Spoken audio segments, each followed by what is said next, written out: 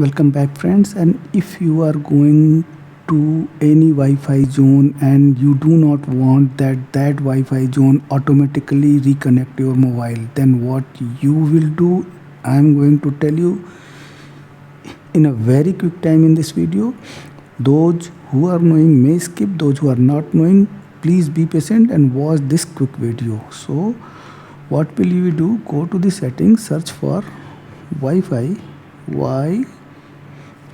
here.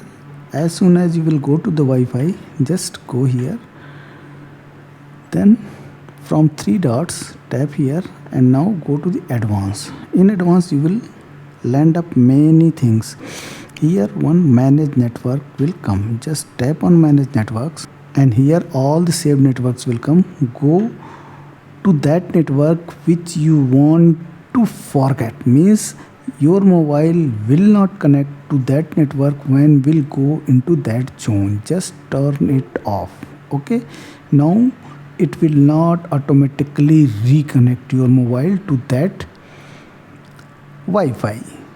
So just go back, and then now when will you go, it will not reconnect to that zone. This is what I wanted to tell you in this video. If you like the video, please do consider to subscribe this channel.